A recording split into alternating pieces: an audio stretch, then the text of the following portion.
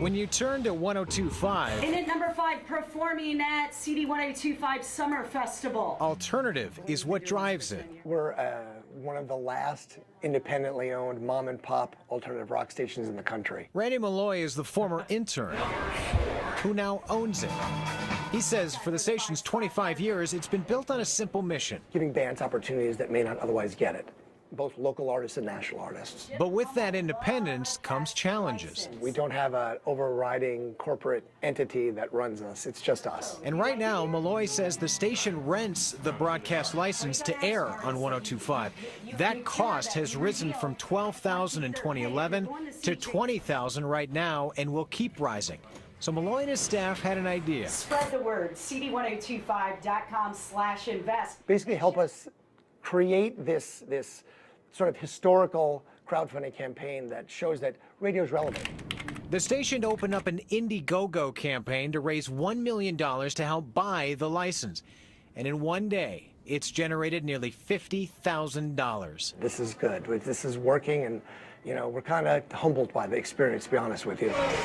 The alternative station. TV on the radio, coming up in only 3 on CD 1025. Going after an alternative idea.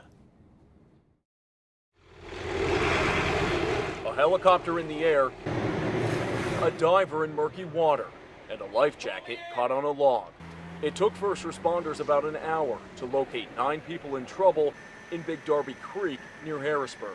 There's big tree limbs, big branches coming down to the river that, you know, they get caught on and it can pull them under. Several canoes and kayaks rented from Trapper John's overturned.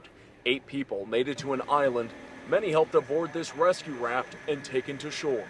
The water took the canoe sideways and there was a big tree just in the water. It was a Y-shaped tree and the path was narrow between that Y. It tipped the canoe over and it took her legs stuck between the tree and the canoe. Brian Quintama says his mother, Soraya, got trapped in the fast current. The 19-year-old says his mother's life jacket and a friend who performed CPR helped save her life.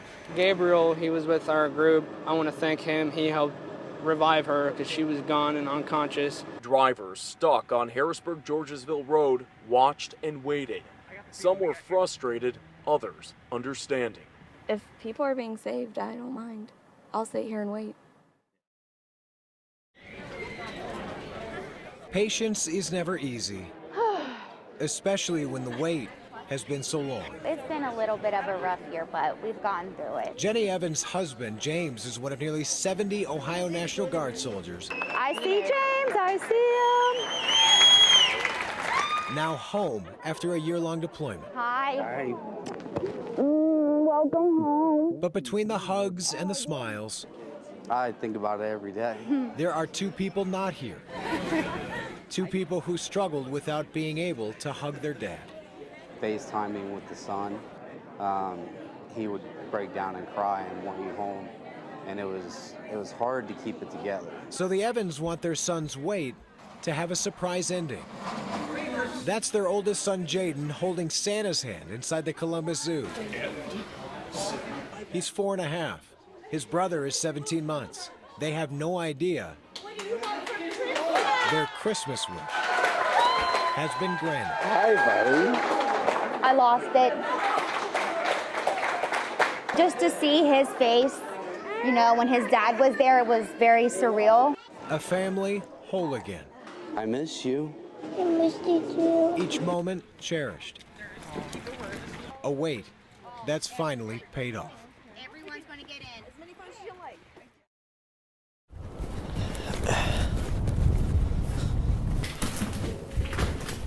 Each click captures a crumbling moment in time. I just like old 1800s and early 1900s type architecture. It looks creepy. Johnny O finds uniqueness in the emptiness, and his lens is making him a historian. It's got a cool view of this, but there's a better view from over there, and there's more stuff. The 24-year-old's photographs are a doorway to a forgotten world. I mean, it's always cool to just see how things are just left behind. The Knox County Poorhouse was built in 1875, 140 years ago, and time is tearing it apart. It's weird because, we built up this whole community and built everything, bought these TVs, built benches, and had everything furnished, and then we just leave it behind. Like, it costs so much money to do, but then we just leave it behind and we just build new stuff.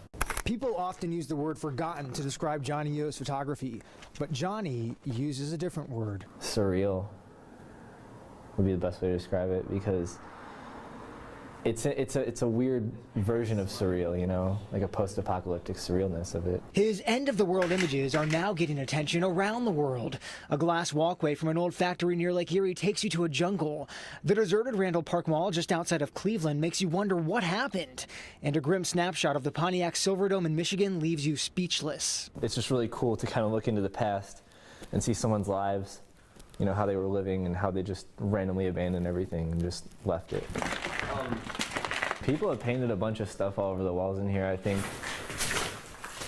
Armed always with a flashlight and a friend. I wouldn't go in there. It's collapsing. Johnny knows the risk of being invited into a building deemed unsafe and unstable. You can't just be safe with everything, like with anything. Like if you're a skateboarder, you have your injuries. If you whatever other extreme sport you do, or even like basketball, you have injuries, or football, or so any type of hobby or thing that you do, there's always some type of consequence that could happen.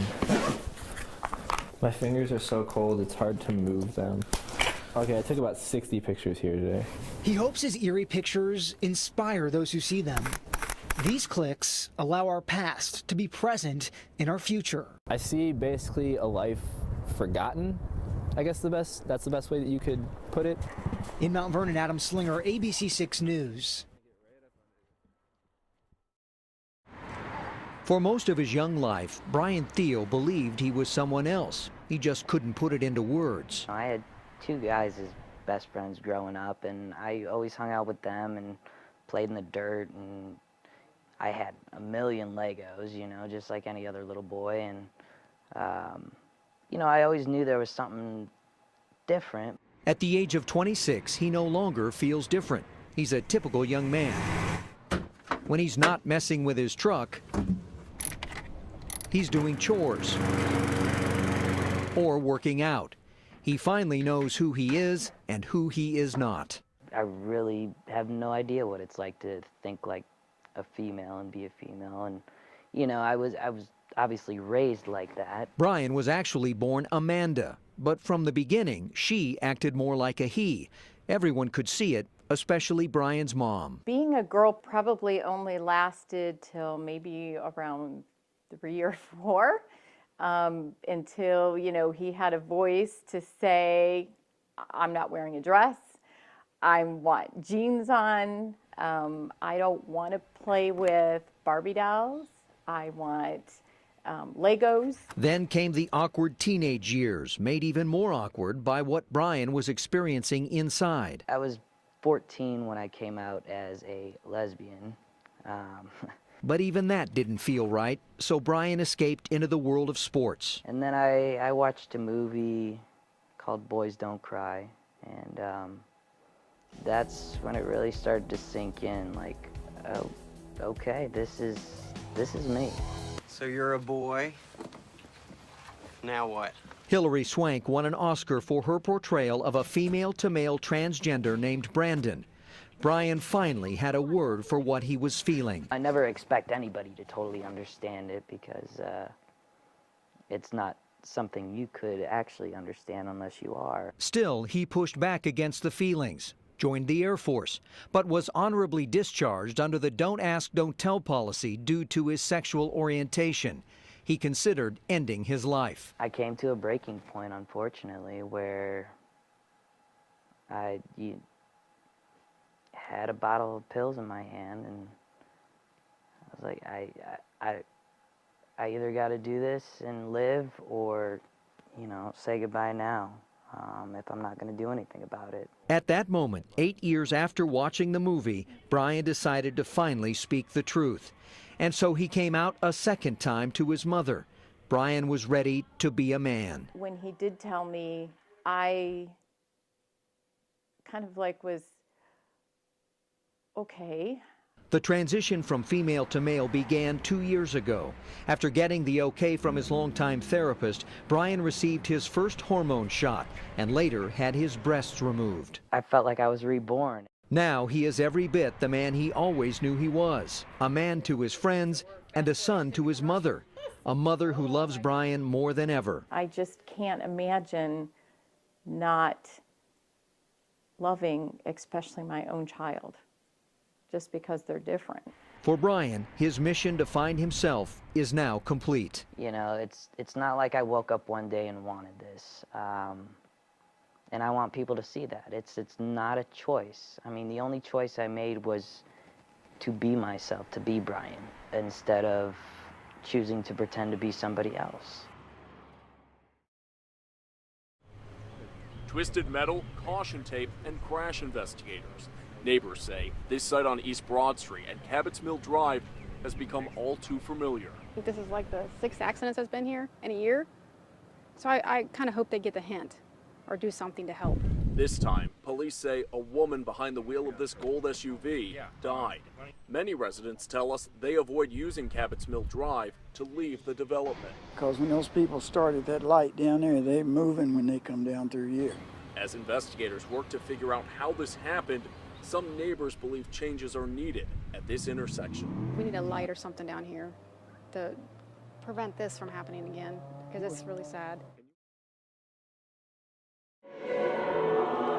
It's a great day to be in German Village at one of the mainstays of German Village, St. Mary's Church.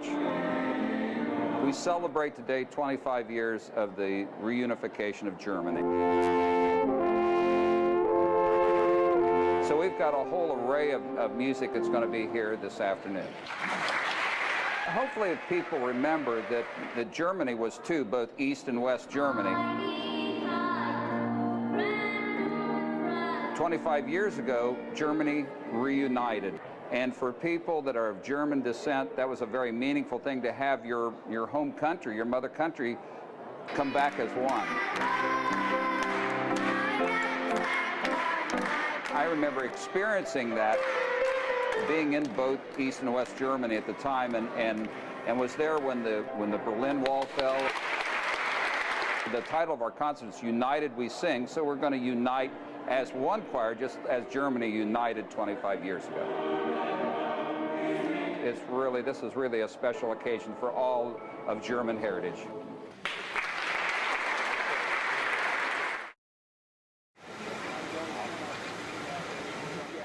There are many colors you see when the unthinkable happens. Oh God, no!